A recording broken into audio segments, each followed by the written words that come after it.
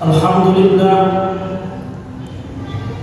alladzi khalaqal mauta wal hayata liyabluwakum ayyukum ahsanu amala wa huwal azizul ghafur. Alhamdulillahilladzi anzala as-sakinata fi qulubil mu'minin liyazdadu imanan ma'a imanihim. Asyhadu an la ilaha illallah wahdahu la syarika lahu wa asyhadu anna sayyidana Muhammadan abduhu wa rasuluhu alladzi la nabiyya ba'dahu. Allahumma shalli wa sallim wa barik ala sayyidina Muhammad wa ala alihi wa sahbihi wa man tabi'ahum bi ihsan ila yaumiddin. Amma ba'du, fa ya ibadallah, usi nafsi bi taqwallah wa ta'atihi faqad faza al-muttaqun. وقال الله تعالى: يا أيها الذين آمنوا اتقوا الله حق تقاته ولا تموتن إلا وأنتم مسلمون. وقال الله تعالى في القرآن الكريم: يا أيها الذين آمنوا اتقوا الله وقولوا قولا سديدا يصلح لكم أعمالكم ويغفر لكم ذنوبكم ومن يطع الله ورسوله فقد فاز فوزا عظيما. وقال رسول الله صلى الله عليه وسلم: لا يدخل الجنة نيس ما لا يا رسول الله. صدق الله العظيم وصدق الله رسول الكريم ونحن على ذلك من الشاهدين والشاكرين والحمد لله رب العالمين. معاشر المسلمين jamaah Jumat rahimahumullah, alhamdulillah kita bersyukur kepada Allah di hari Jumat ini, di mana hari terakhir, Jumat terakhir di bulan yang mulia Dzulhijjah. Tidak ada amalan yang paling utama yang disampaikan oleh para ulama, bahkan Rasulullah SAW mengatakan dalam satu hadisnya, hari Jumat adalah hari di mana hari kebahagiaan bagi para nabi, khususnya Sayyidina Maulana Muhammad sallallahu alaihi wasallam. Kita dianjurkan, bahkan sebagai ulama menyebutkan hari Jumat wajib bagi umat muslim memperbanyak sholawat, karena itu amalan utama di hari Jumat. Kalau ada orang yang tahajud, maka belum tentu tahajudnya diterima Allah. Allah akan tanya, ikhlas untuk Allah atau untuk makhluk. Kalau ada yang bersedekah ke masjid Baitul Qudus, maka Allah akan tanya, untuk Allah atau untuk makhluk. Belum tentu diterima sedekahnya. Tapi kalau selawat hadirin 100, 100, 1000, wala sawfa yu'tika rabbuka fatarda, Allah pasti akan terima, Allah pasti akan balas selawat itu. Bahkan dalam satu hadis kata Allah Subhanahu wa taala, siapa yang berselawat kepada habibullah kekasihku 1 kali, maka aku akan berselawat kepada 10 kali. Al-Imam Ibnu Qayyim al-Jauziyah mengatakan dalam kitabnya, salawat yang disampaikan Allah kepada seorang hamba yang berselawat kepada Rasulullah bukanlah bentuk salawat, melainkan kebaikan-kebaikan. Tidak ada susahnya hadirin, tidak ada payahnya, tidak ada sulitnya, tidak ada rumitnya berselawat kepada Rasulullah. Pertanyaannya, maukah kita berselawat kepada beliau? Seorang manusia yang nanti akan menolong kita. Di dunia saja beliau menolong kita, apalagi di akhirat hadirin.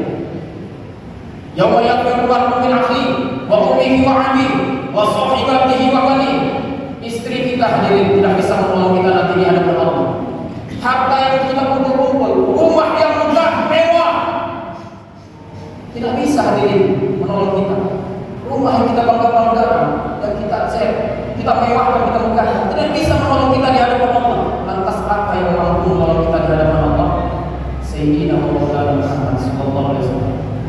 Salawat kepada Allah. Tapi hadirin, anehnya kita sudah tahu harta, pangkat, jabatan tidak mampu menolong kita di hadapan Allah, tapi masih juga boleh bersolawat kepada Rasulullah. Lisan tak mau bersolawat kepada Rasulullah. Ma'asyiral muslimin, hadirin jamaah Jumat rahimahullah. Khatib berpesan kepada diri khatib sendiri, terkhusus kepada kita semua yang hadir. Mari sama-sama kita meningkatkan iman kepada Allah dan meningkatkan takwa kepada Allah Subhanahu wa taala.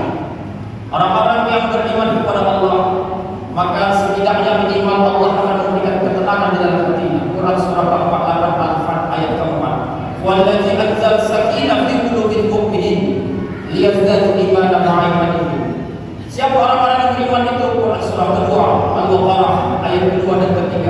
alladzina yu'minuna bil ghaibi wa yuqimuna as-salata wa mimma razaqnahum yunfiqun.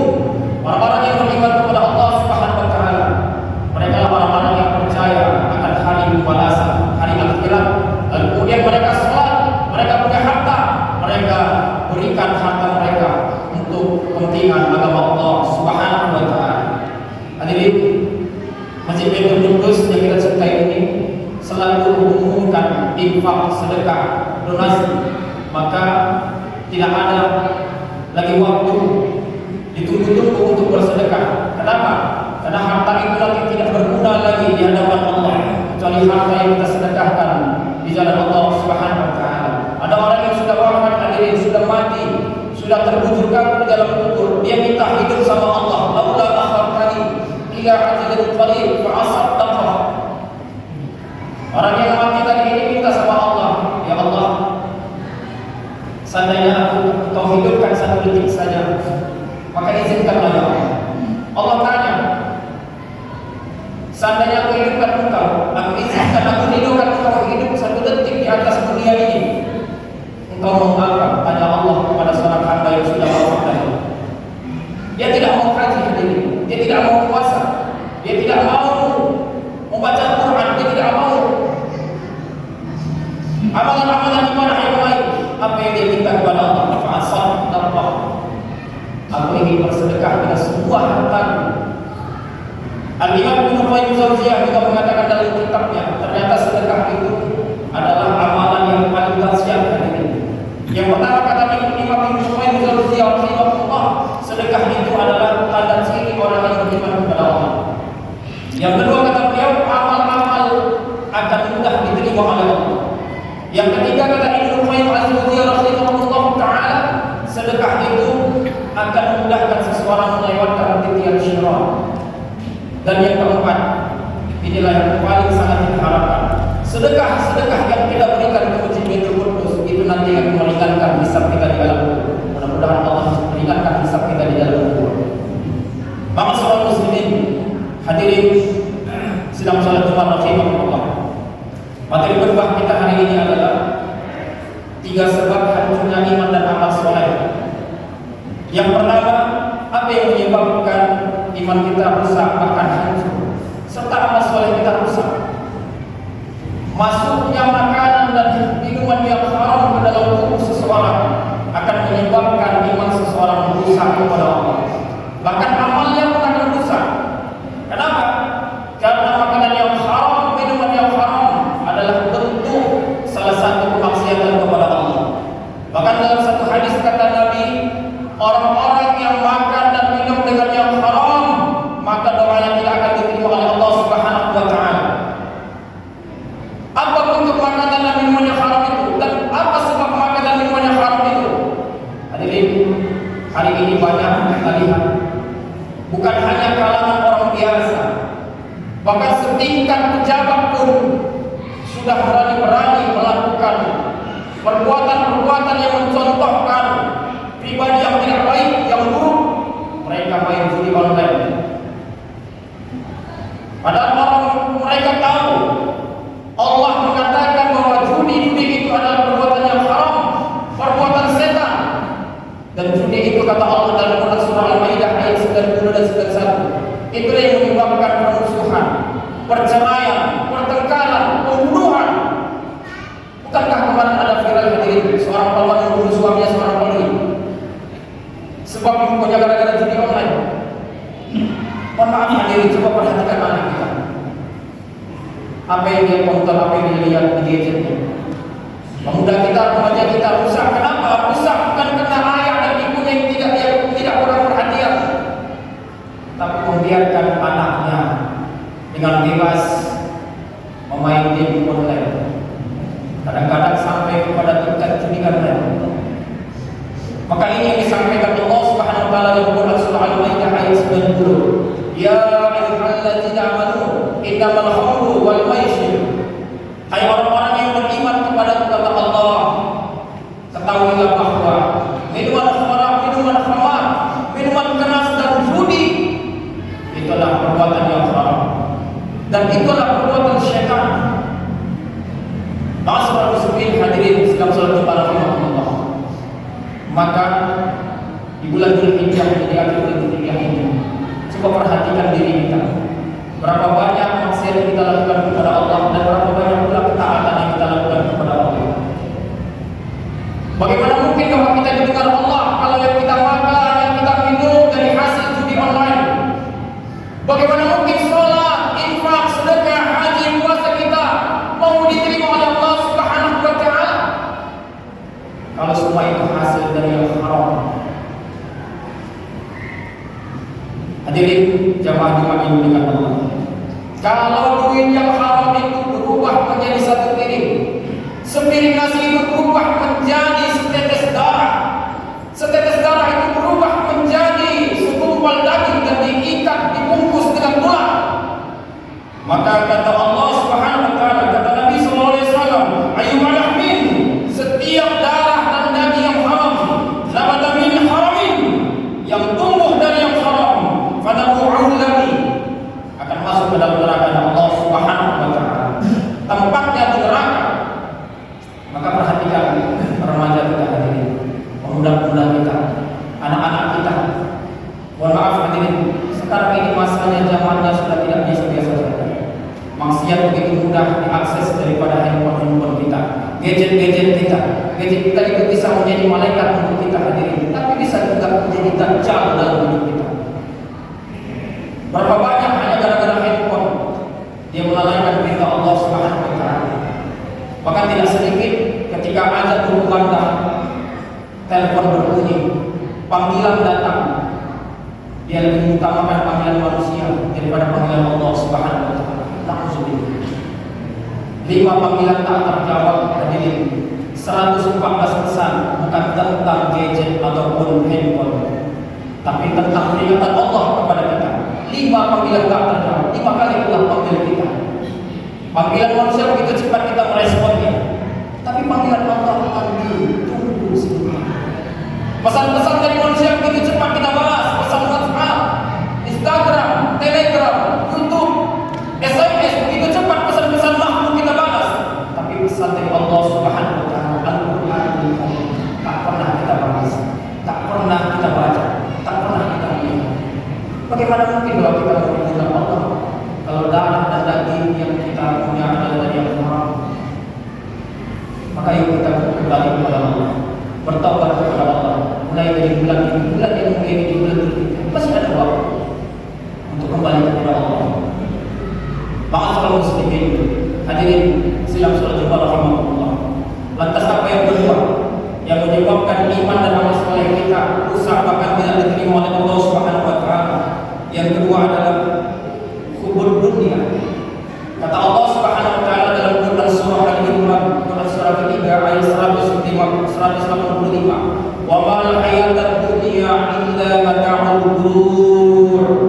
Sesungguhnya dunia yang hari ini kita tempatkan, dunia ini yang kita berada di atasnya adalah sebuah permainan hadirin. Kita semua akan memerankan perannya masing-masing. Ada yang tukang supir, ada tukang becak, ada tukang besi, ada tukang sapu, ada ketua PKM, ada supir, ada karyawan, ada pegawai, macam-macam peran yang kita lakukan. Tapi ingat hadirin, dunia ini hanyalah tempat permainan, tempat persinggahan. Maka pesan para ulama, kalau engkau dapat kekayaan, kenikmatan di dunia, jangan sombong. Kalau engkau tidak dapat kenikmatan di dunia, jangan pernah bersedih. Kenapa? Karena semua sesaat sebentar. Untuk apa kita sombong hadirin di atas dunia ini? Karena pada akhirnya sampai hari ini hadirin tidak ada orang yang wafat mampu mengkafani dirinya sendiri. Kesombongan hanyalah milik iblis laknatullah alaih.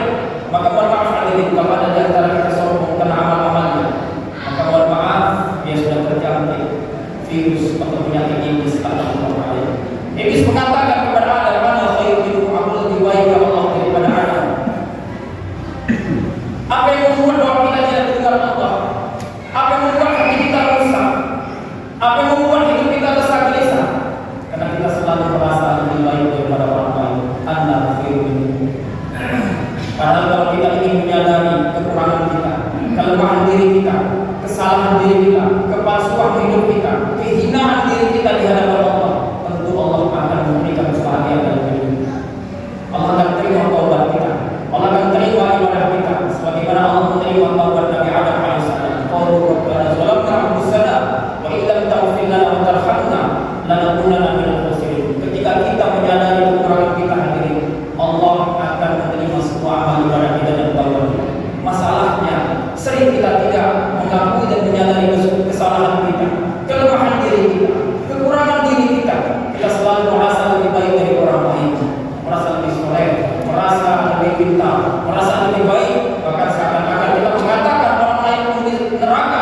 anaklah penghuni surga. Alhamdulillah.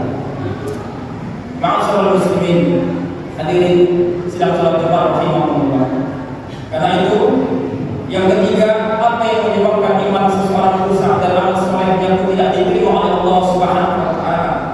Yang ketiga adalah wa qara'iyadul maut, takut akan kematian. Orang yang beriman kepada Allah Subhanahu wa taala tidak takut akan kematian, tidak lari dengan kematian. Justru hadirin, kita yang beriman kepada Allah mempersiapkan bekal untuk menjemput kematian kita. Tidak ada yang pasti dalam hidup kita ini kecuali kematian tadi. Orang-orang soleh terdahulu, para nabi dan para rasul, mereka selalu menginginkan bagaimana supaya mati itu segera datang kepada mereka. Kenapa? Karena kematian adalah jalan terindah untuk bertemu dengan Allah. Kalau sholat tadi, sholat itu belum sampai kepada Allah. Kadang-kadang pikiran kita, fisik kita ada yang sholat, tapi hati, jiwa dan akal kita kadang-kadang tidak terkoneksi kepada Allah. Tapi kalau kematian, maka kematian itu pasti dan tentu kita akan bertemu dengan Rabb kita yang menciptakan kita, yang menghidupkan kita, yang memberi kita makan. Maka Allah tidak pernah benci kepada kita, Allah tidak pernah marah kepada kita. Sesedih apapun kita, sesulit apapun hidup kita, la tahzan, innallaha ma'ana. Jangan pernah bersedih hadirin. Allah selalu bersama kita. Allah akan menolong kita. Allah akan menyembuhkan penyakit kita. Allah akan melunaskan hutang-hutang kita. Allah akan membahagiakan kita selama kita masih ingat kepada Allah. Fazkuruni azkurukum. Kalau kita ingat kepada Allah, maka Allah akan ingat kepada kita. Tapi kalau kita lupa kepada Allah, ingat hadirin, Allah tetap ingat kepada kita. Itu bedanya Allah dengan makhluk. Kalau manusia ingatnya ketika kita senang, bahagia, punya harta, punya tahta, manusia baru dekat, baru ingat, baru datang. Tapi Allah Subhanahu wa taala Hayyun la yamut, yang tetap hidup dan tidak akan pernah mati. Dia selalu memberi hambanya makanan. Allah tidak pernah miskin hadirin. Maka yakinlah Allah itu selalu memberi hambanya. Selama hambanya mau menolong Allah. Inna Rasulullah yasurukum usabbih a'damakum. Hadirin, jangan pernah takut dengan rezeki, tapi takutlah ketika Anda ditinggalkan sang pemberi rezeki. Hadirin, jangan pernah takut dengan dunia, tapi takutlah ketika Anda ditinggalkan sang pemberi dunia. Allahu la ilaha illa huwal hayyul qayyum, la ta'khudhuhu sinatun wa la nawm. Allah tidak pernah tidur hadirin.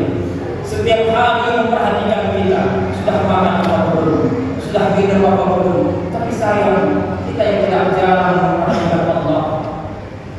Adakah yang kurang Allah berikan kepada kita hadirin? Tidak ada yang kurang. Apa yang kurang? Yang kurang satu hadirin. Kadang-kadang kita kurang ajar kepada Allah. Ma'asyiral muslimin, mudah-mudahan berbahagia singkat ini memberi motivasi dan semangat kepada kita. Semakin kita dekat kepada Allah, semakin kita rindu akan kematian kita. Ingat hadirin, rezeki kita sudah Allah tetapkan, hidup kita sudah Allah tetapkan, tapi kematian kita yang memiliki. Mati dalam keadaan suul khatimah atau mati dalam keadaan husnul khatimah. Mohon maaf atas kekurangan. Barakallahu fiikum Qur'anul Karim wa nafa'ana bil ayati wa dzikril hakim. Wa taqabbal minkum tilawatahu. Aqulu qawli hadza li wa lakum wa lil muslimina wal muslimat wal mu'minina wal mu'minat innahu huwal ghafurur rahim.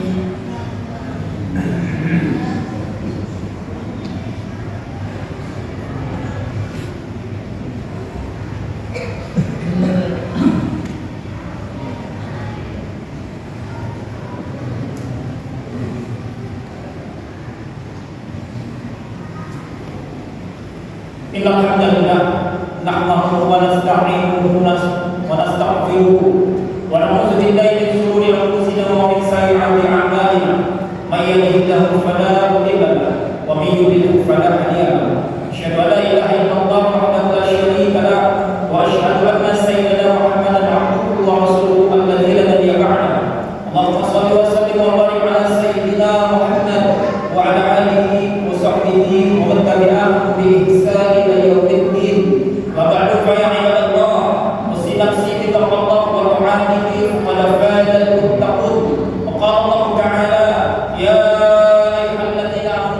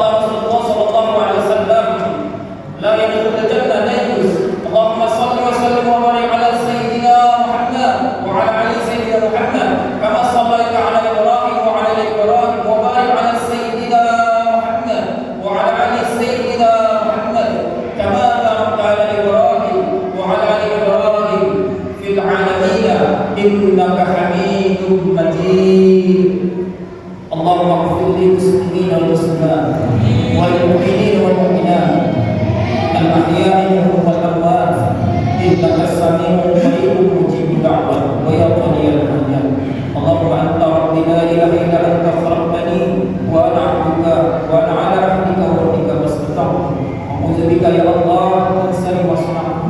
Ya Allah ya Rabb, lindungi kami dari keburukan hati kami, keburukan niat kami, keburukan mata kami, keburukan tangan kami, keburukan kaki kami. Ya Allah,